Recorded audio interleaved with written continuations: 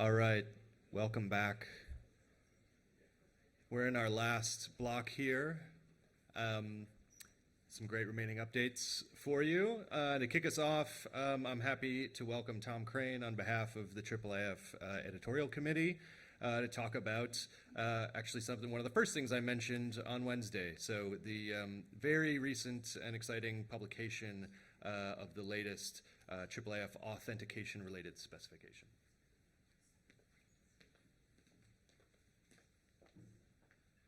So the first thing you might notice if you looked at the program is that that is the wrong title. And that's not a mistake, because that's one of the most important things to get across about this. We have a new spec today, and it's a version 2, but we've changed the name to better reflect what the spec actually does. So what was authentication 1 is now authorization flow 2. So why have we done that? If you want to define what an authentication protocol or authentication specification does, like something like OAuth 2 or something, it allows the receiving entity to authenticate the connecting entity. So, someone implements an authentication protocol, and that allows them to understand how people trying to use their stuff, whether they're allowed to see it or not. That's not actually the problem we're trying to solve with this spec. Because all of you, if you have Auth, if you unfortunately have Auth, we didn't even need an Auth spec because we'd rather everything was open, but not all things can be for various reasons, as we've heard in previous talks. And one of those reasons is, in fact, things like content advisory, content warnings, all sorts of things like that. We might want to kind of just have some slight gatekeeping of our resources. Anyway, so what problem are we trying to solve? Fundamentally, it's this. If you imagine, this is my viewer. I've built a viewer here. It's kind of simplistic, but it's really good at showing images. So it's a web page with an image tag on it. Now, if I want to, so you can load any image you like into this viewer. But what I don't want people to do is load images in there that have access control on them. You need to have logged in to see the image. You need to have a cookie or something, or you need to be in a particular place, like the reading room of the library, and have the right IP address or something. That may not work if the image being requested is access controlled. And if we don't do anything about it, then we'll just randomly get broken images. So what we really need to do is have a spec that avoids the user seeing this. We'll take them, we'll know when they're about to see that and not let that happen, and then take the user through some flow of interacting with whatever authentication mechanism you're using in your institutions or on your sites, so that they see that instead. And that means working out something that will allow a viewer, like Mirador or Universal Viewer or any other viewer you build, to know whether the current user has an auth relationship with the resources you're trying to show. So it doesn't show you broken images or broken video tags or whatever. And if it finds out that you don't have that relationship, it knows where to send you somewhere, like a login page or something, where you might acquire the right credentials. And also a viewer needs to kind of just sit there and wait until you come back again, maybe having acquired some credentials, so that it can try it again and see if you can now see that image. So essentially, this is not an authentication protocol. It's a specification to ensure a good user experience so that we don't just randomly show people broken links. So it allows Mirador or UV to implement one flow or one set of flows, but for you to keep whatever CAS or SAML or OAuth or whatever access control systems you're using. So now that's what Auth 1 did as well. So what does the new spec add? So first of all, we're now on JSON LD 1.1 in all of the specs. So presentation 3 kind of style of doing things, no @ID, no @type, language maps for strings, all the specs, image, API, presentation, search, change discovery, content state, authorization, they're all the same. So there's no more any kind of slight weirdness between all the specs. They're all on the same standard. It also, just generally when it comes to strings, as well as internationalizing the strings in the same way we do in the presentation API, it just gives a bit more control. There are a few issues raised in IIIF GitHub about better handling of strings, so we solve some of those problems. And another crucial difference is that Auth 1 was only really applicable to image services, but you have static images, and you also have audio and video, and you have links from documents to PDF renderings or anything, could be links to anything on the web. So how do you not access control those things, because that's your job in the way you want to do it, but how do you describe an authorization flow for things that aren't image services? And now we can in this spec. So any content resource on the web can play, which required a new concept, a probe service. So in the old version, the client made requests for the info.json and might have got different HTTP status codes and used that information to determine what was going on. It now calls a probe service, which is much more explicit and richer information about the status of the user's relationship with the resource. The other big thing as well is that the previous spec assumed cookies. It assumed that the thing that was being used to provide access control, the thing that you'd acquire when it sent you off to the publisher's login page, was a cookie of some sort. Now, the spec still supports that because that's a really common scenario, but the spec doesn't assume that and it doesn't depend upon it. And there are two reasons for this. One is to allow currently a greater degree of possibilities, but also to kind of future-proof us a bit. So we've introduced this concept in the spec of the authorizing aspect. You know, in order to not see that broken image, your request for that image that your browser issues must have some kind of something about it, an aspect that authorizes it. Now, that aspect of the request might be the presence of a cookie that you've acquired, but it might be some other thing. It might be your IP address, you know, you're in the right place. It might be something really weird, like you can only see this on Fridays. You can see it for free on Fridays or something like that. You know, whatever it might be. Or it might be something else entirely, some token in the request in some way. This concept, this loosening of concepts, so that there is this idea that there is an authorizing aspect to the request, and that's what we're probing and testing for rather than specifically a cookie. Now, what we don't do, but we will be getting onto this in the Auth TSG for a future version, is control access to API resources like manifests and annotation pages and search results, which are annotation pages, and other API-style things. Because and the reason for this is that that's a completely different kettle of fish. When, in my really simple view, if I just whiz back to that, you know, it's quite hard to describe the language around this. It's not my code that's making that request, it's the browser. You know, by rendering an image tag, I'm making the browser request the image. Whereas when I request a manifest, typically, unless I'm just viewing it in the browser directly, typically I'm writing code. Oops, I've gone too far. Hang on. Yes. Typically I'm writing code which will use fetch or something. It's my code that's making the request. And although that kind of is actually the same thing, it's generally a different security context that's happening there when your code is requesting things than when the browser is requesting things as the source attribute of an image tag or a video tag or whatever. So the thing is, you might be requesting content resources with fetch requests. You might be populating an HTML5 canvas or whatever you might, or making like HLS or dash.js requests for video chunks. But those are kind of use cases which we need to accommodate too. So there's a kind of hybrid area. But fundamentally, API requests, there's already really good solutions for these, things like OAuth 2.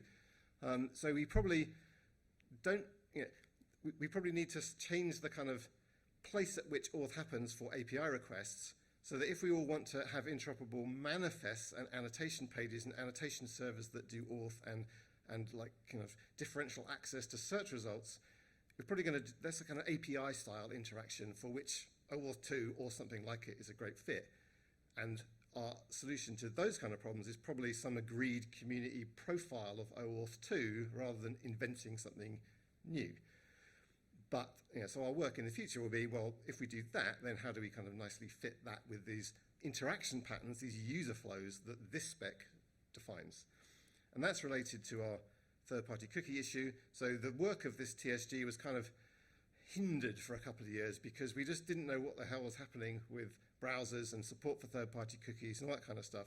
And it's like, well, by kind of reframing the spec around the notion of authorizing aspect and removing cookies as the be-all and end-all, we kind of sidestep that issue. But there are still things that the spec does or encourages you to do in the old version that if cookies were your authorizing aspect, it would start breaking. It broke in Safari with a release that, as support for third-party cookies gets more and more restricted, things were breaking in the old spec. So what we've done in this spec, if cookies are your authorizing aspect and you're in a third-party context, so you've gone to projectmirador.org and you open an access-controlled resource from welcomelibrary.org or something like that, that's your address bar in the browser and the resources you're trying to load are on different domains, and a cookie won't necessarily be sent to those domains if you've turned third-party cookies off completely, or if you haven't had what's known as a actually, I'm just going to skip forward slightly. A significant user gesture has been performed at that domain. So if the browser knows I've been on that domain and I've clicked or interacted with it in some way, it's likely to allow third-party cookies to be passed to that domain at the moment. But if I haven't done that, it's going to be very suspicious. That's some kind of tracker, or I'm not going to send third-party cookies, even if you follow the flow. So we basically removed things from the spec that were likely to fall into that trap. So one thing we did in the old spec, we had 4 interaction patterns, and one was called login, and it assumed that the client, the UV Mirador, would send the user to a page to log in. And then there's one called click-through, which assumed that the user would be shown some kind of terms, agreement, some notice, and they would have to agree to some terms and all that kind of stuff. That's been replaced by this thing called active. The user has performed some action there, which means that click-through as a separate flow doesn't exist. It's essentially the same thing as active. And if I whiz through here and show you a click-through, so here is something that's click-through. Now this looks very similar to the way it did before. I see something that tells me I'm going to go somewhere, but the acceptance of terms now happens at the content provider. Like, I agree to these terms, and now I can see the thing. So that pattern's gone because I had to click on that site, which means I've had an interaction with it, which means a third-party cookie is like to be trusted. Just going back quickly. So we have one fewer interaction pattern, but one extra service, the probe service. And what was previously called the cookie service is now called the access service, to separate out that kind of dependency, or not assume cookies are the thing that are being used.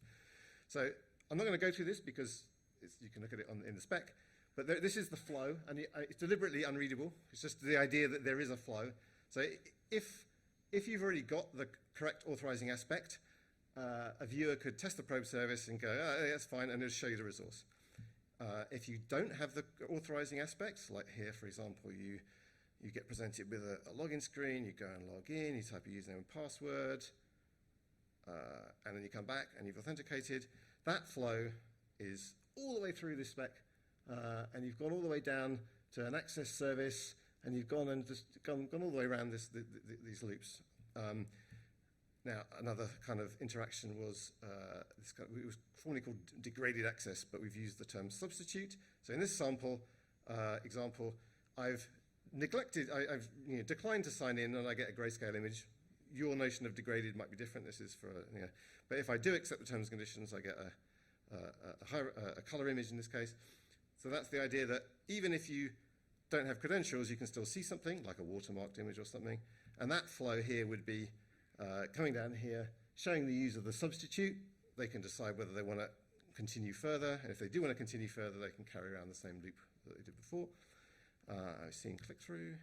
Another example, actually, I'm going to go straight on to this one, because this is one that often gets asked for. It's actually doable in the current image API, where it's like, well, we want deep zoom. We want people to deep zoom into our images, but we don't want them to go to the image service and download stuff at full res. And that's an example of a substitute, where, in this case, I can deep zoom because I'm making 512 by 512 tile requests. But if I try to download like full max or full from the image service, it doesn't let me, because the maximum max width property is on this image service is 512. But that's because it's a substitute that's being shown. If I authenticate, I might get another image service which actually is the same image but doesn't have the max width property, and that allows me to download the full thing. So if you've ever had that requirement from department to say, we want deep zoom but we don't want download, don't tell them they can stitch the tiles together anyway, but it's doable. You can do that by a substitute service. How many minutes have I got left? 2, 1, 2. Okay. Another kind of active one would be if you needed to implement this kind of I am not a robot. This is exactly the same flow. So again, it's not a login. There's no login happened. It's just like, you're going to go off. You're going to do something significant on this site. It's going to grant you a cookie or some other access token, and that's I am not a robot is another common use case. Let's have, this is a weird one. So this is like, I can't do the IP address because it's a bit tricky to kind of engineer that. But here's one where you'll notice it's 49 minutes past the hour, and the authorizing aspect that it must be a whole 5 minutes past the hour. So if I come back and now it's 50, and I try again, it works. That's an example of the external pattern where some other thing is determining access, but there's enough information that the client still knows what's going on. It avoids showing me the broken image. It can understand what's happening. In this case, the ambient aspect of the request that was the authorizing aspect is which 5 minutes is it? And I'm not going to do the PDF because that's a really boring example, but that just shows that PDFs work. Again, just to show that we can do video. So this is, again, a substitute, but it's a video this time. So if I fail to log in, I get a kind of scratchy black and white version of Big Buck Money. But if I decide that I do want to log in because I have the gold membership, it gives me access to the full color version of Big Buck Money. So all these use cases are not kind of explicit necessarily in the spec, but they are supported by all these interaction patterns. And yeah, that's it really. So there's still work to do in this TSG because we haven't addressed the issue of, but I've got confidential information in my actual manifest, or it's a classroom and I want some students to see the annotations and not others, or only the teacher can see the annotations. All those scenarios are API interaction scenarios. So we need to figure out what that access mechanism is and how it all fits together nicely with the authorization flow, which is about user experience in the viewer. So that's the authorization flow 2.0 specification as was released on Friday.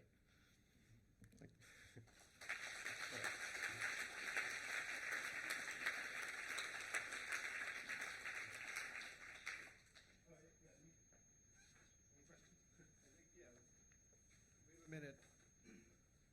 If there's any one or two questions for Tom about auth.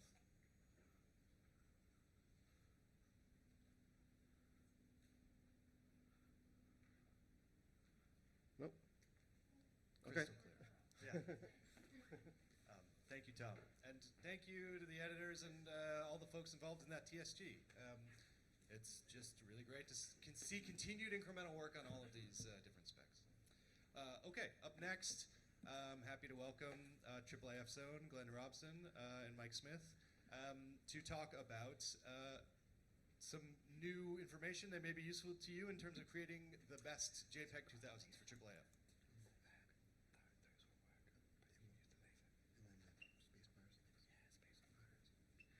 All right. Hi, everyone. I'm Mike Smith. I'm a consultant for Kakadu. And this is work I've done with Glen and Ruven and Stefano over the last few years. We've been looking at how to make the best JPEG 2000s for IIF use case. So one of the big, from my point of view, I'm not a IIIF user. I'm a JPEG 2000 expert, so I need to understand how you guys are doing this. And it took some time for me to figure out what you're doing. One of the things I noticed is the images are beautiful, so you're really lucky that you get these great images. If you're working in like medical imaging or something, trying to do image accessing, the images are not good looking. So that's a great thing. But basically, what I've learned is you encode one time and you decode many times in different ways, and that's really what is sort of the paradigm for using JPEG 2000. And so that's obviously, as you know, JP2, you guys call it JP2. JPEG 2000 is one of the main formats you use for IIIF server images, and the other format is PTIFF or Pyramid TIFF.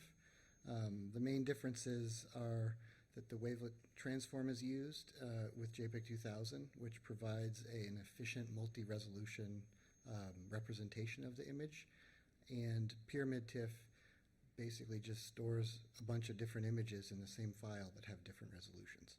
And so that leads to about 33% bigger a number of image samples in the PTIF than the JP2. And that is one of the reasons why the file size is bigger. With lossless compression with JPEG 2000, you get about 2 to 1 compression ratio approximately.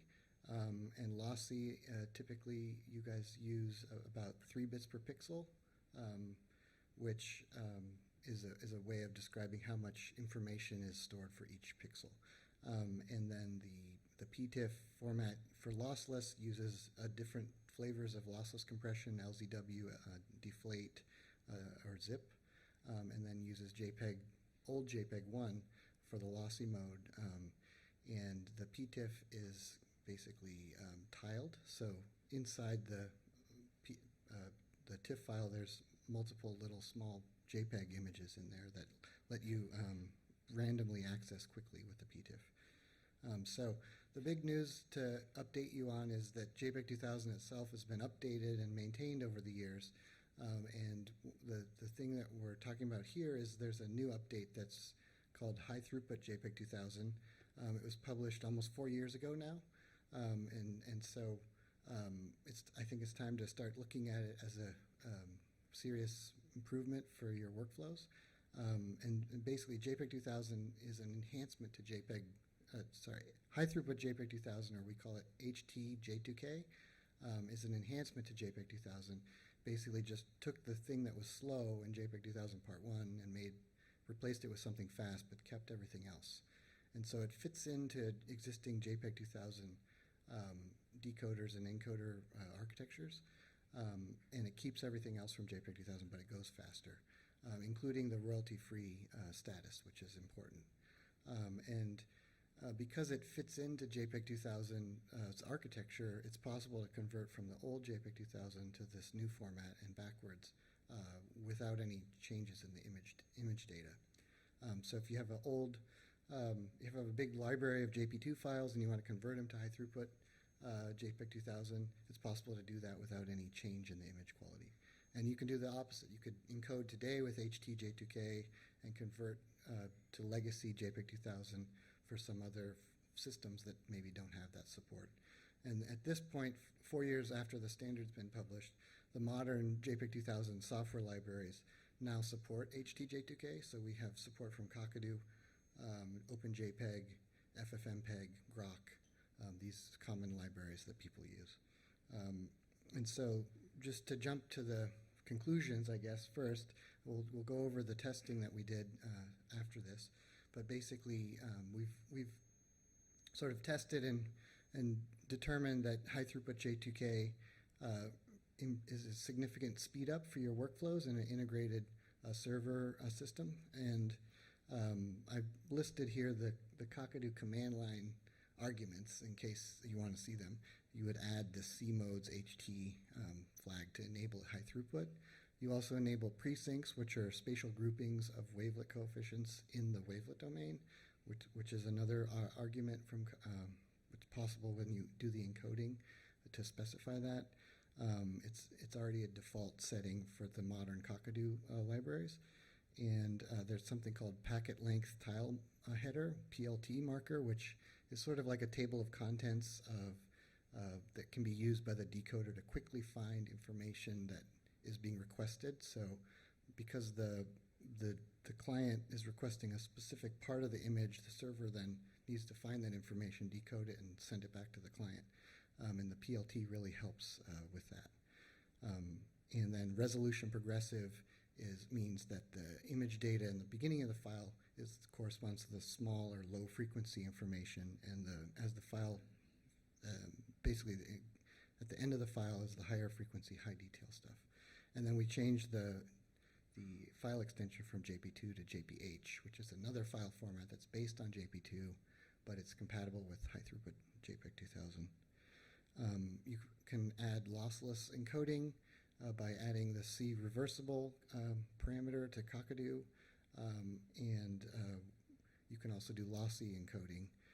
If we wanted to use the commonly used 3 bits per pixel mode that you guys often use with lossy JPEG 2000s.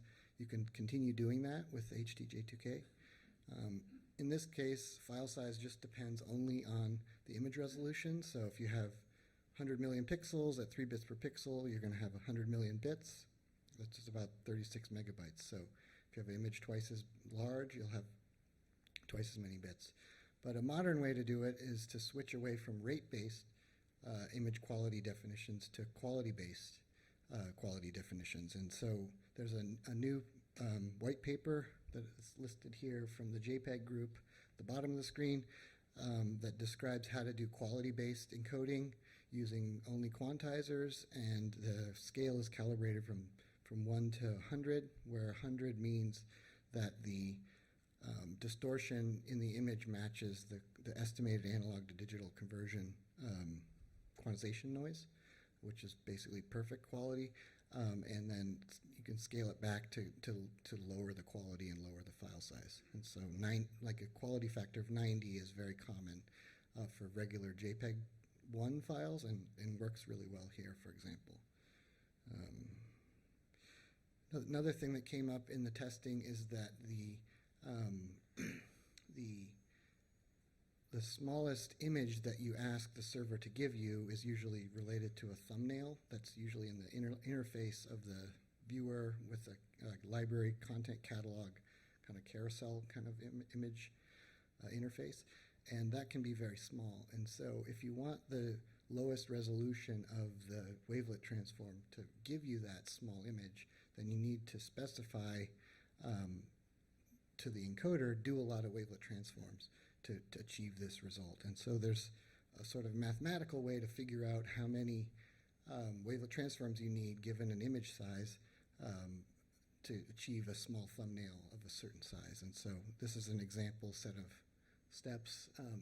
If you have bigger images, you'd have to do more wavelet transforms to get smaller images, which intuitively makes sense. It's a little awkward from a interface point of view, but we're in discussions in Kakadu to try to make this simpler for users to just have them specify resolution of the smallest image instead.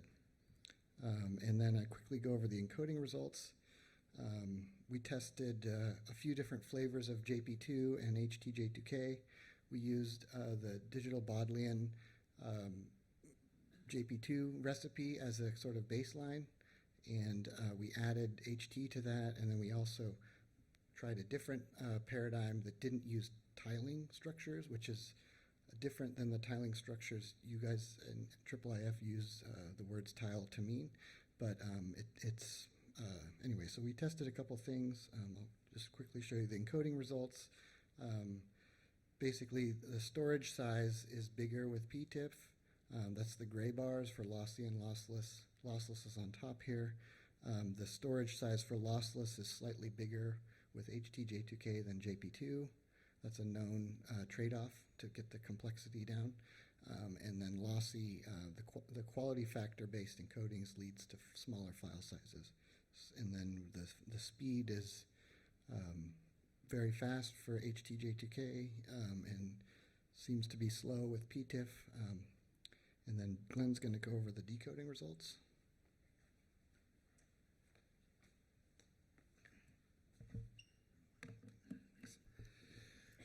So we did a number of tests to kind of find out which are the best parameters. The ones I'm going to present today are the ones that were run by myself, which was on my machine, with a Docker image, install of IIIF image. And all of the testing stuff we've been running is all open on the IIIF/HTJ2K GitHub repository. So if you want to rerun the tests or just check, the results we've got, they're all available there. So I run it on my laptop here. We had Ruven, who's the maintainer of the IIIF image. He has a much more kind of large-scale server that he was doing his testing on. And Stefano, when he was doing the previous test, was testing in AWS. So we've tried different types of infrastructure, but the results I'm going to show you now is for this Mac here. So what we did is we had a locus script which would take a number of different types of IIIF URLs, and so we split them into different tests to see what the effect was on the different images. The first one we did was tile testing. So this is the most common type of IIIF request you get. So when you're zooming into a IIIF viewer like Mirador, Universal Viewer, or any of the zooming viewers, in the background, the viewer is asking for squares of the image of different scales and resolutions, and that's what kind of gives you the zooming size. So as you're zooming in, it's requesting these different tiles. So in this case, we're calling those tile tests. We split these into lossy and lossless results, and I'll probably just go through these really quickly. But you can see that PTIF is quicker for this type of request, and that's because, as Mike mentioned, the PTIF has already got these tiles embedded in the PTIF, so it's just reading them. Q factor, so the moved Q factor, not only meaning probably lower file size, is also resulting in a speed up. And then the HTJ2K, you can see, is generally faster than the JPEG 2000. In here, the Bodleian uses tiles, which is having a bit of an effect, but has a bigger effect when we're asking for other types of images. Lossless, what we found with this one particularly, we tried two different types of lossless, one with the PLT headers and one without the PLT headers. And we saw the lack of the PLT headers had a huge effect on tile-based requests. So that's why there's a recommendation to have those PLT headers. And just to give you a comparison, so we found out that lossless was slower than lossy, and that's mainly due to just the kind of the size of the images that you're working with. So lossy images tend to be smaller, so there's less data to work with, and so they tend to be quicker to decode. We also found that wasn't quite the case with JPEG 2000, but generally lossy is quicker. You'd see the same in the PTIFs as well. We also did info.json requests, so these are just kind of giving you information about the image. These are another file which is really commonly requested. You can see that all of the different types of JPEG 2000s and J2Ks we tested were very similar. PTIF was surprisingly slow, but a lot of the image servers cache the info.json very heavily, so you don't really see the results of that. Next one we looked at was full regions. So this is looking at the full region of the image, but just scaled at different sizes. So the first one, which is a very small thumbnail, 50 pixels. 500 pixels is kind of the one you'd share on Twitter. 1024 might be the size you put on a blog. 3000 pixels is quite a large size. And then the full size is the full-sized image. JP2 is clearly a lot slower for full region images. So looking at 50 pixels, even at the small region, it's slower. And it just gets slower and slower the bigger images that you ask for. We think the Bodleian recipe is slower because of the use of tiles. So that's particularly important when you're asking for the full region, because the JP2 processor has to go to all the different tiles to build up the full region. So we're seeing that a big effect in the full region request there. And there seems to be a slight slowness if you don't have PLT for full regions, but it has such an effect on tile-based requests, and they're the most common requests, that we're still advising that you should keep PLT in there. And then if we look at the lossy ones, so the Q factor here for JPEG 2000 makes it surprisingly competitive compared to the other ones. So we do think that the Q factor is a good one to go for if you're going for lossy images. And then just again to show you the comparison between lossy and lossless. So lossy will generally be faster than lossless for the same types of images. So I've kind of really gone through those quite quickly. There's a link there on the HTJ2K GitHub repository if you want to see the full results. There's a couple of things I haven't shown. So we tried custom regions. So if you're zooming into a region, you want to extract that region. We've also got timings for that. And also timings for testing with the Universal Viewer and Mirador. So we used Mirador, looked around some images, and then got all of the images at request, and then ran those as tests. And so that's kind of more of a realistic version. So you can see all the results on there, and also results from Ruven, and also from Stefano for the previous iteration. But I'll just pass back to Mike to sum up. So this, again, is the list of big features to enable for Kakadu encoding to make the speed the fastest, enable high throughput, enable precincts, use PLT, do resolution progressive, use JPH file format extension, and lossless, enable the lossless mode with C reversible, lossy, use Q factor, and then the other pieces of sort of conclusion points are basically that the HT goes faster, can lead to better user experience, or better server loading, which could lead to lower costs, and then the file size being smaller than PTIF could lower storage costs while keeping the speed relatively high. That's it.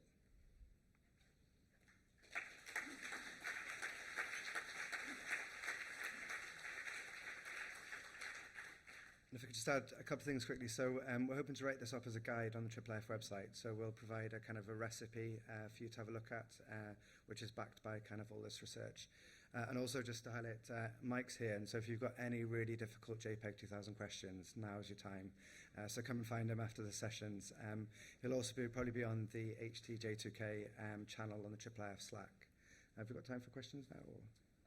I think Leander has one question. Is that a hand? Yeah. All right, we got time for one question. Let's do it.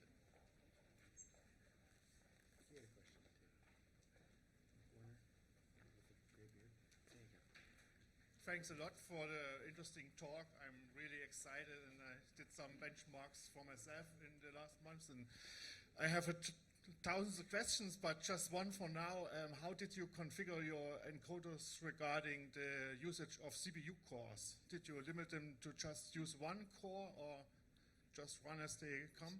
Yeah, so that's a great question. So the performance will definitely depend on the configuration of the storage system and the CPU multi-threading. For these results that we presented, the encoding results were just using the maximum 16 cores on the Amazon encoding results, and then Glen's results were the maximum cores here, I think. And that has to do with how IIP image is configured. What we found, though, with separate testing that I did that's also on there, is that that's not the optimal way to use the cores, because there's not enough work to do, because these little requests are super tiny to get efficient use. And so we found with the HTJ2K, for example, using 4 cores actually was faster than using 16, because all the overhead of having these cores, spinning up threads and waiting and stuff has an impact. And so that's sort of another piece of follow-up that sort of has emerged from this testing, is to work with Ruven and IIP image to try to actually change the way the code works in IIP image to more efficiently decode with the same parameters, right? But just do the programming so not as many threads are used in the HT case, I think would be a great outcome also. All right. All right. Thank you, Glen. Mike?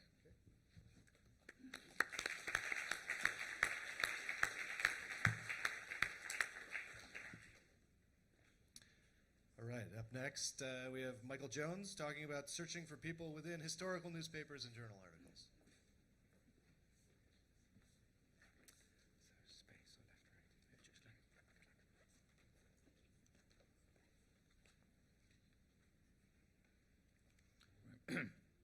Good afternoon. So I'm Mike Jones from the National Library of Wales, and today I'll be presenting the output of my master's dissertation. So my research question was to find a way to allow researchers to search for a single person or a group of people that are mentioned within the National Library's online historical newspapers, paper and journal articles, and have the results be viewable within a IIIF viewer. So the key tasks here are to identify names within the articles, attempt to link these names to a knowledge base, in this case Wikidata, and to create a collection level manifest to display these people. So quickly, just an overview of the National Library's collections. We have the Welsh newspapers, which has over 15 million articles, and the Welsh journals with over 1.2 million articles, and both these websites are IIIF websites. Of course, you can search for names today with a free text search, but what is impossible is to disambiguate the search results. So given the example here with Wikidata, Wikidata has at least 2 Jane Seymours. So the idea is, given the context of the text, to identify which entity is the correct person. And we do this with named entity linking, which is a process of taking ambiguous text and linking it to a knowledge base. Again, we're going to be using Wikidata for this. And to achieve this, I've used the Spacey library, which is a Python package library, which can do named entity recognition, parts of speech tagging, and named entity linking.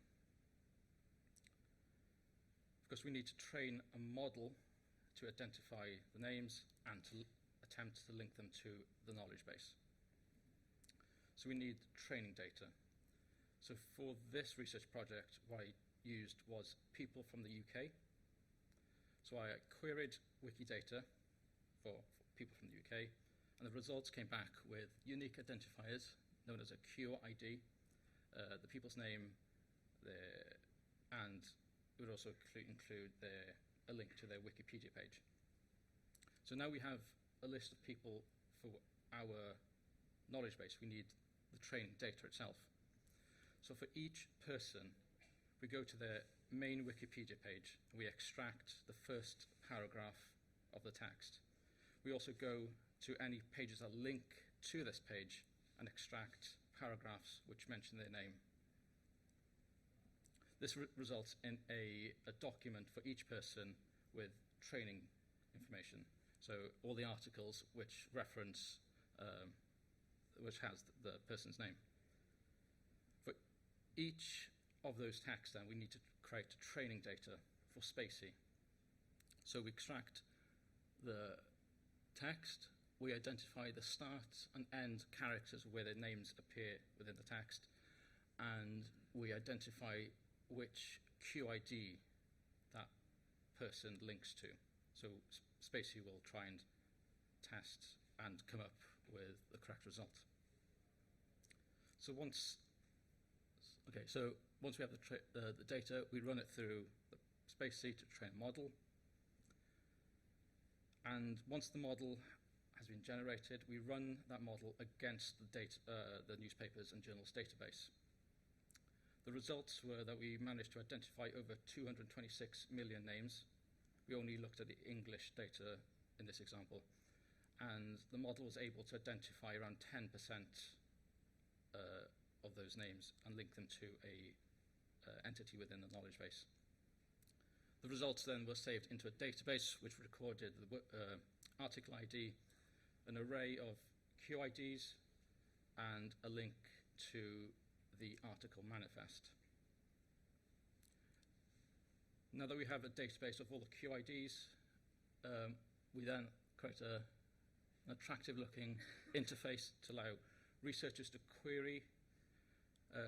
So researchers can query for a single QID, or a single person, or they can enter a Sparkle query, so they can create a broad query. And in this example, I'm searching for people from Wales whose occupation was an artist. This could be improved. Obviously, writing a Sparkle query is a barrier to entry. Maybe using ChatGPT or something similar to generate a Sparkle query might be a better interface. So researchers enter the query, it sends a request to Wikidata, which will return a list of QIDs. We then iterate over the results and look up any manifests which reference those QIDs. And a IIIF collection manifest is then created. And this collection can then be viewed within IIIF viewers. So in this case, the universal viewer. You can see on the left-hand side a list of all the Welsh artists, and within there, which journals and newspaper articles that they're mentioned within. You can also view in Mirador. This may give researchers the ability to annotate the results. As we're dealing with linked data, we can also enrich the results. So given the artist Cuffin Williams, we can see that he's referenced in 3 journal articles, and we can also enrich the response with some of his examples of his work. And these images also come from the National Library's IIIF. Doing a search for female scientists returns a result for Mary Gillam. Unfortunately, the National Library doesn't contain any of her work, but the project I work on, the People's Collection Wales, does. The People's Collection, unfortunately, isn't a IIIF first platform, but we do have linked data, and we can produce a manifest, and all our images are all JPEG, so we can create a manifest and then enrich the journal then with examples of her work from other platforms. Okay, some limitations with named entity linking. If your knowledge base contains a single unique name, in this example, Cuffin Williams, any time it comes across the name Cuffin Williams, it will predict it to be Cuffin Williams, the artist. We can get around some of these issues by looking up Cuffin on Wikidata and finding out his date of birth. And any articles that are published before his date of birth, we can eliminate. Future work, we might look at topic modelling as another sort of waiting to see is the prediction correct. Even though there's a false positive here, we can also use this data results as a potential crowdsourcing platform. So we know we don't have another Cuffin Williams in our knowledge base or in Wikidata. It gives us the possibility to identify people of interest. So we can look at the articles and maybe do some further research. So if we look at websites such as Ancestry, we can potentially look at, is this person of interest? And this then allows us to create a new Wikidata entry and create new training data. And this then creates sort of a feedback loop. And so finally, going beyond IIIF, some research possibilities with this data. Now that we have a database of QIDs, we can start looking at relationships between these data points. So we can create a graph of the links between these people. So anytime a name is mentioned with another person within an article, we can create a link between these people. And given a topic such as Gallipoli and filtering by 1915 and 1916, we can surface potential people of interest from the collection. You can also see that Spacey has incorrectly identified some locations as names. You could get around this by training the named entity recognition of Spacey on a domain-specific corpus. So there you go. Thank you very much.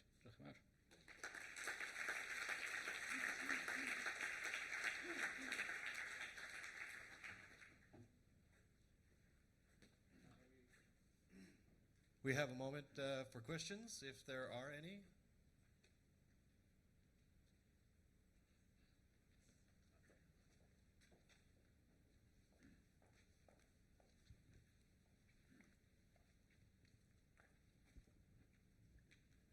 Did you generate any numbers for the accuracy of both the recognition and the linking step?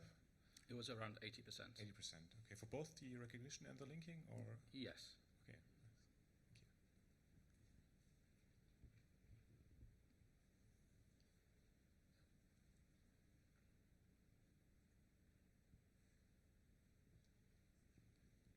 once.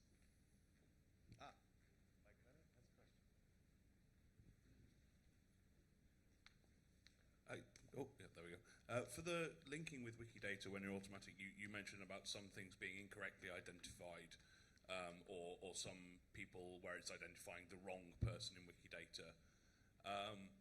Did you give any sort of thought or exploration or experimentation with looking at other Wikidata properties beyond sort of date of birth, like, Wikidata feature properties say this is a place name, so it's clearly not a person, or bringing in more linked data from other sources? I mean, this is like a big challenge in all of this sort of field, right? So I wondered if you'd done any more experimentation in that area.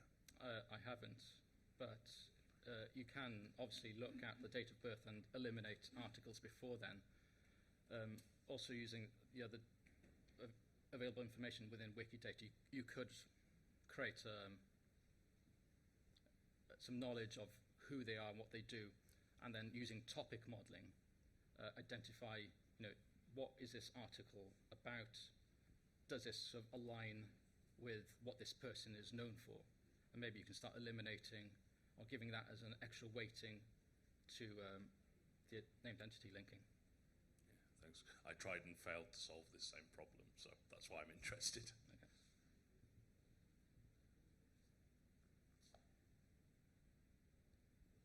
Last question, and then we'll do it. All right, Nick.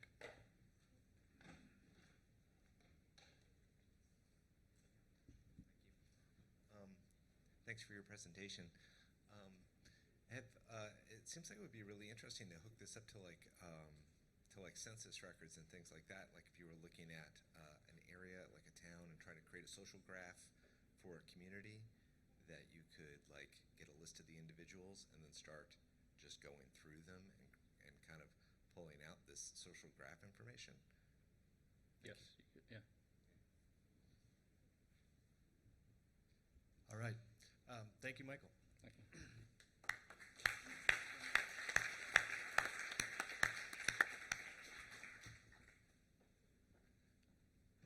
All right.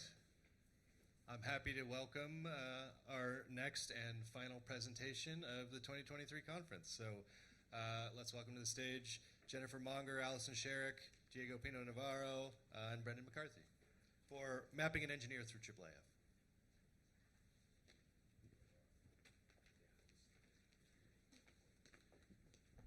Hi everyone. Thank you so much for sticking with us for this final presentation. I'm going to kick things off by talking about the open source repository system used for this project. I'm Allison Sherrick from the Metropolitan New York Library Council. So we have some links here to more information about Archipelago. In a nutshell, it is an open source repository software built on top of Drupal. Archipelago features a Dockerized deployment strategy, and we use a curated list of community-built software and services, both community Drupal modules, and then also different wider repository community software and services. And shout out and thank you to any developers and maintainers in the room. Archipelago also features a very important set of custom Strawberry Field modules. These are the heart and soul of Archipelago, and with that, I'm going to turn it over to Diego to talk about those. Hello, I know you're tired, so I will try to make this quick. Basically, the idea here, and what we're also collaborating, is Archipelago has been around for 4 years already, and initially, we built a system that was like meant to be used with IIIF. And not only meant to be used with IIIF in the sense of like the viewers, but also allowing people to build their own manifest very easily. Archipelago uses this idea that you have an open schema, you put your data in the way you know how to put it, and on top of that, there's like a layer of like transforming templates that also go into a repository. They're like primary resources, you can save them, kind of cookbooks, right? So when we started working with this 4 years ago, the primary goal, actually the first manifest that we actually built was for the template, and that was like the first thing we published. In that time, IIIF version 2.1. And to that, actually, when we had all these tools, right, people started experimenting and building the IIIF manifest and the presentation API elements, right, and collection manifest, and we had like all this like very rich, resourceful repository system, but we had like actually a problem with that, right? By exposing all this amount of flexibility to our end users, right, we're also like basically shooting ourselves in the head, right? So how we can actually do with this like resourceful system that can basically generate on the fly in real time all these different resources, we need to provide people with tools to see that and use that. So the next step was basically integrating basically every viewer you have built here into Archipelago. Archipelago has like UV Viewer, Mirador, actually 3 versions of Mirador, has like OpenSea Dragon, has Internet Configurator, right, and Leaflet, and every experiment you have done, we have like mimic and try to put it in place. And that's cool because you actually get eventually, right, something that people like. Yeah. And that's actually important. When you think about exposing, right, the assets to the end user, it's not only about the manifest itself, it's about the user interface. Some people really love Mirador for certain assets, other people love OpenSea Dragon, right? And other people want maps where the primary factor that's driving everything is geographic, right? So we came to this point where we have like all these integrations, right? And then we think, okay, 4 years later, we need to tell stories, right? But we're not storytellers, right? We're building software for a community that has diverse needs, right? And that is actually where we actually started interacting deeply with this amazing group of people to say, okay, what can you actually build with the tools and what are the missing tools? So for this project, and I'm not going to go into the details of the storytelling because that's the important part, we met many times, right? Came with this idea that you're going to hear about, right? And decided, okay, now with the tools, the next step is how we make all these different tools coming from different software development teams, right, talk to each other, right? And also how we keep up with all your changes, right, as a community, right? So just a quick note, we had to integrate georeferencing maps, right, spec that came to extension, right, in 2 days because we had made up our own, right? And we did it actually. You can stretch and move maps around, right, and wrap them right now using Notorious, which is another thing that plays, another community project that plays with OpenSea Dragon. So then we need to show that on maps. So we made basically Leaflet talk not only IIIF, but actually the just complete IIIF manifest while also consuming GeoJSON. So it's like all these moving pieces. So final challenge here is we're not building one-offs, right? We have a community. Archipelagos are in India, in Australia, in Europe, in Central America, in North America. How we expose all these tools to the end user to tell the story, right? So finally, what we came up is instead of making people choose a single viewer, we made every viewer talk to each other viewer, right? So Archipelago now has like user-facing properties that can say, hey, Mirador, talk to Leaflet. Leaflet, talk back to Mirador. Hey, talk to the search engine, right? Make all these different things to actually enable, again, a playground where people can eventually make the decision, this works for me, right? It's a Lego box. I love the Lego and Barbie reference somewhere, right? It's basically that. And we're not the storytellers, and now the storytellers come. Thank you. Hi, everyone. I'm Jenifer. I'm the Institute Archivist at Rensselaer Polytechnic Institute. And it would help if I go to the next slide. A little background about RPI. We were formed in 1824. No jokes about how young we actually are, please. Our Institute Archives and Special Collections focus on the history of engineering, science, and technology, and our researchers are scholars and historians seeking data and evidence of global feats of engineering from our alum and whose work now spans 2 centuries. In early 2020, RPI found Archipelago to be the right solution for our digital collections, and we've been working very closely with Metro, specifically Diego and Allison, since then. Our relationship grew into a desire to collaborate on a special use case to share with the IIIF community and showcase how Brenden and I come from the side of assets and the metadata and explaining an overarching narrative of a particular collection while Diego and Allison listened to our needs and helped us make the most of our new deeply IIIF integrated repository, letting us take advantage of the IIIF API's compliant viewer customizations and annotations to allow that narrative to come to fruition. So some musings on mapping, if you will. At the outset of this collaboration, Brenden and I began brainstorming what we have in our collections that would be best showcased with the extensibility of IIIF and the many UI-facing tools Archipelago provides. RPI's early engineers were intrepid travelers and came from both North and South America. And over the past decade, I've been contacted by scholars attempting to highlight our engineers' contributions and advancements. At present, my researchers are only afforded a limited window into the worlds of our engineers because these collections have not been accessible in digital format.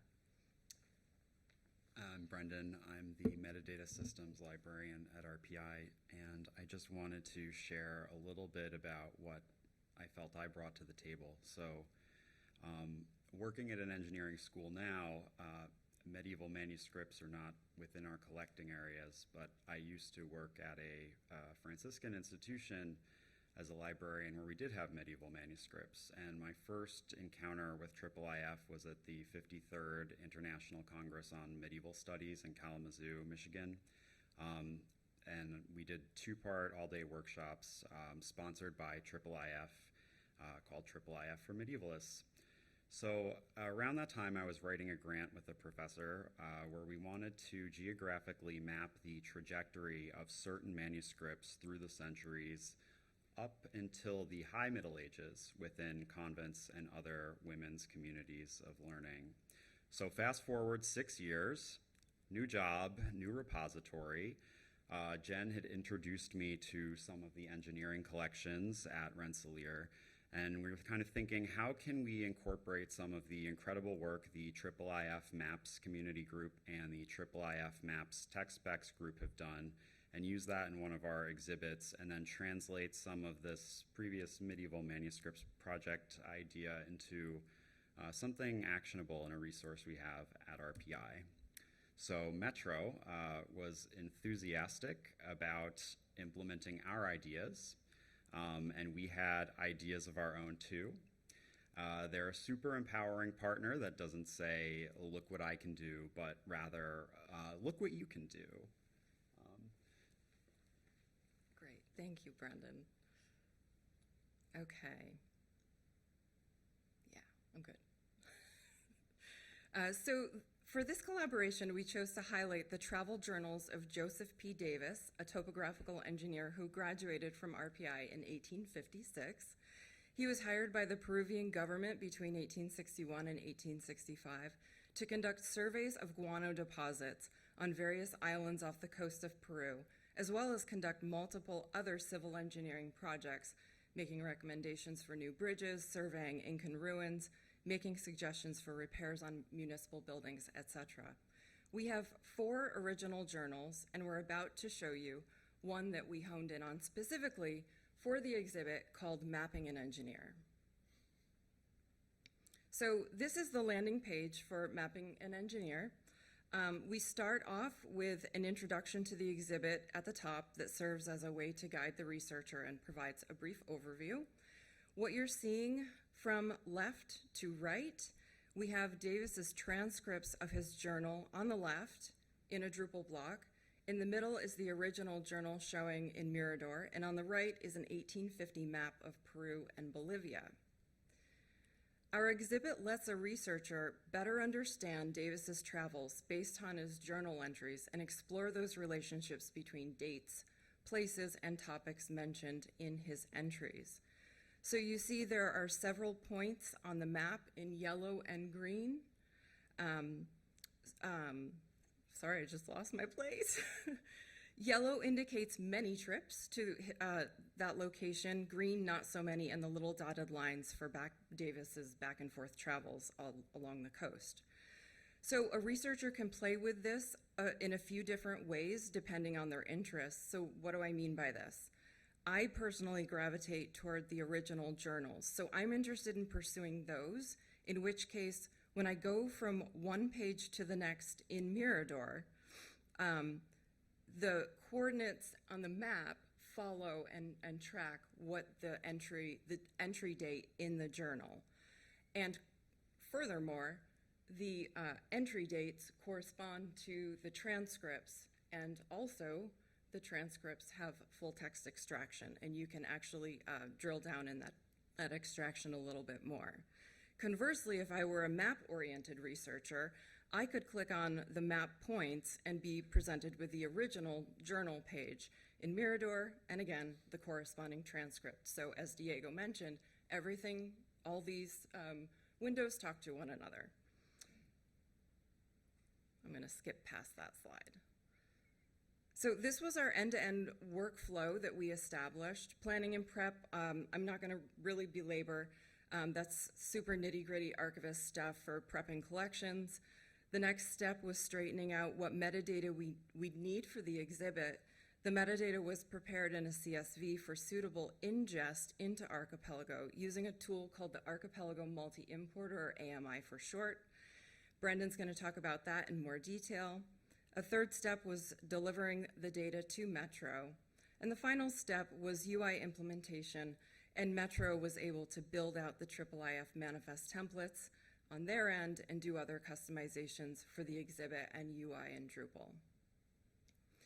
So to understand where Davis traveled throughout Peru and the geographic locations he was referencing required a lot of reading and analysis of both the original journal pages and the transcript. So the two columns in our spreadsheet highlight the geographic locations. The yellow column is for the OpenStreetMaps coordinates used to track Davis's specific whereabouts. So Diego could plot these on the map. And the pink column includes Library of Congress geographic names Davis mentions in regards to work or other activities. And furthermore, because the original journal pages did not directly correspond to the transcript pages, they weren't a one-to-one, I needed to be sure that connections between the two were communicated accurately so that Diego and Allison could get the original pages in Mirador to properly sync up with the transcript pages. And so I'm going to turn this over to Brenden, and he is going to regale you of metadata.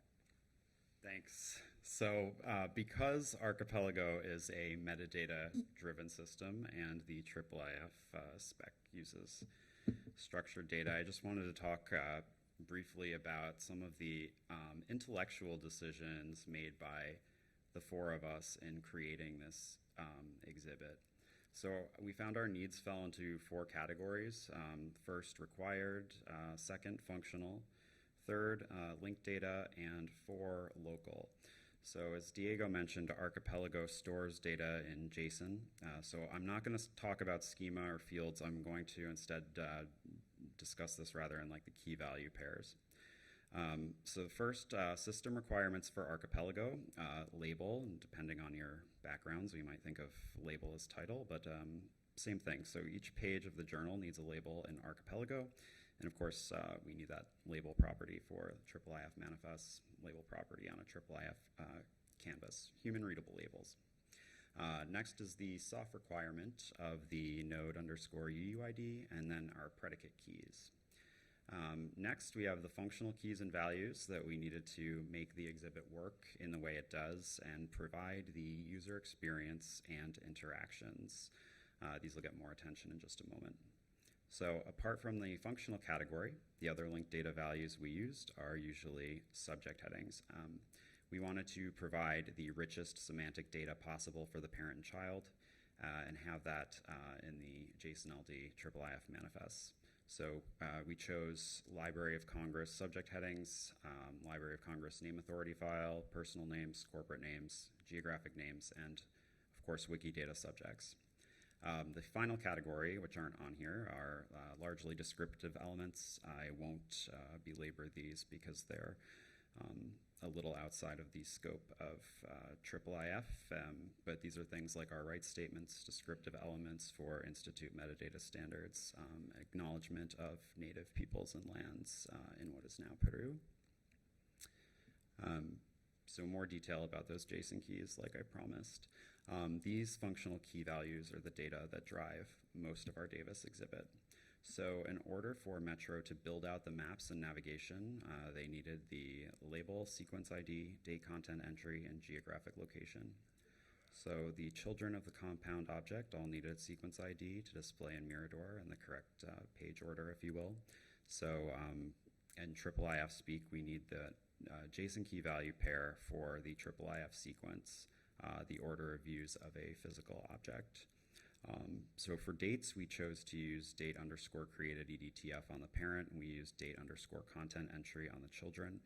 Thank you, Allison, for that suggestion that we use the extended date time format specification by the Library of Congress. Our key for geographic coordinates, geographic underscore location with the actual coordinate values. And there are options here. So for example, if you wanted, you could use subject underscore LCNAF geographic underscore names or whatever key you set to query against OpenStreetMap's lookup and map the first result into the geographic location. In the end for this, we went a different route.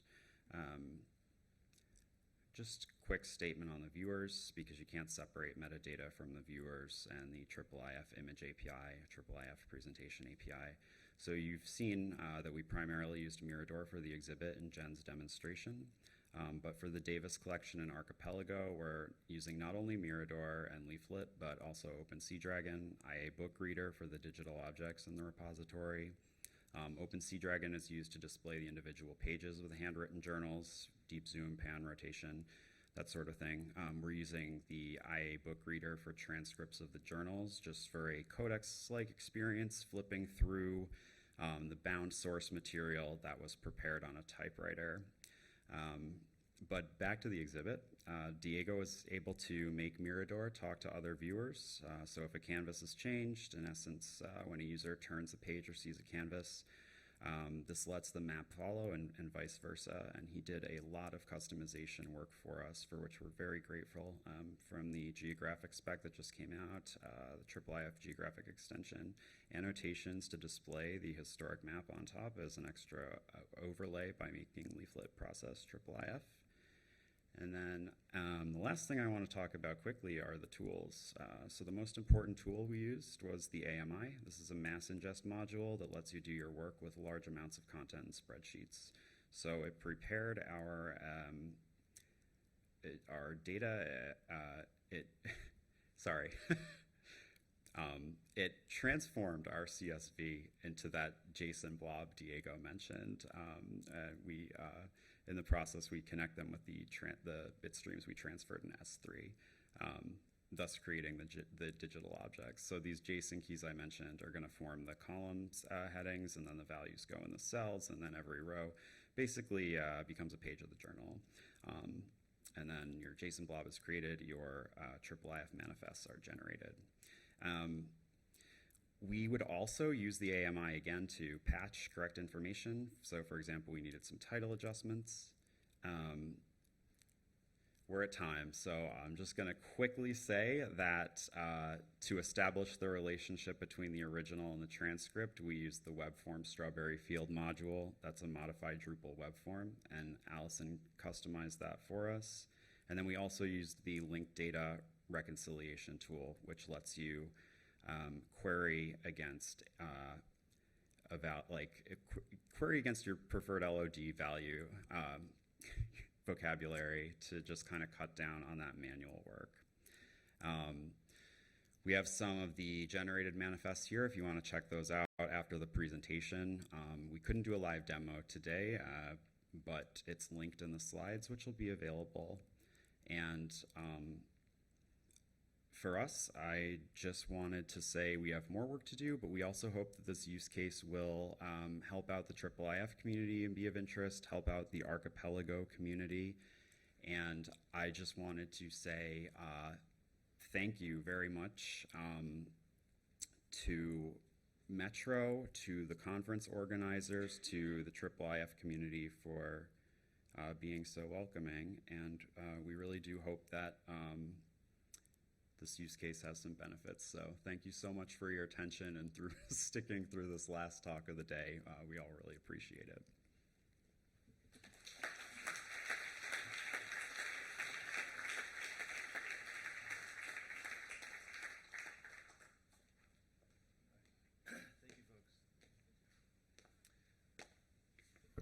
Thank you, folks. All right. right, we've done it. I have to say a few more things, and then we're all released. But the things I have to do are just express gratitude. So the first thing I want to do is once again thank our sponsors who made this possible, who made the reception possible, who provide such great connection and tools and capabilities into the IIIF community. So thank you to Forscience, Arcanum, Castellini Libri, Kakadu Software and MLOL, as well as IIIF Cloud Services and CogApp.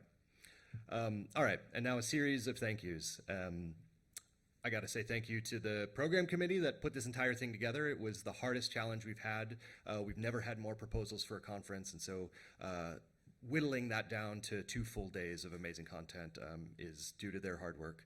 Similarly, the local committee, who were the ones who found the amazing space we were in on Monday, who shared their local departmental classrooms with us on Tuesday, and then brought us into this space yesterday and today. It was an amazing amount of work to guide us remotely through all the planning to happen in Naples. And in particular, the leader of that local crew, Reno Ferrante, I want to say thank you. We've been working together now a year, basically, working on this, and it's amazing to see it come to fruition. So I'm incredibly grateful to you and all the folks at University of Naples and Federico Seconde. So thank you so much.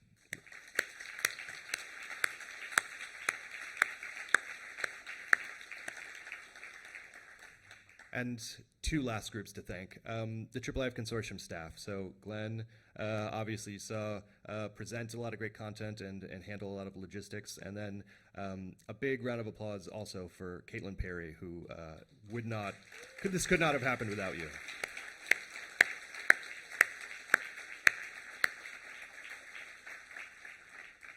And the last one, you can probably guess, is for me to express my gratitude to you. I've said it before, I started the conference with this, but it remains true, and it's the sort of driving element of the IIIF Consortium is your interest and your energy in believing in IIIF and its capabilities, your daily work to increase the production and the tools and the software that makes this possible, your belief in the connection among the community that brings you to places like Naples and next year in Los Angeles. It's unbelievable, and I think it is pretty unique, not just in cultural heritage, but pretty much in any domain. So thank you for coming all this way. Thank you for all the work that goes into building these presentations and building the collections that you have and doing all the work that you do to sustain the IIIF community. We couldn't do it. We could barely do any of this, the 3 of us. It was really just you that make this possible. So you are now full of ideas. You've had 4 days or 2 days, depending on when you joined us, to absorb things. The good news and bad news is that now you have a year to build that into your own institution, into your own context, and then join us next year in June in Los Angeles, and we'll see you then. So thank you so much, and safe travels.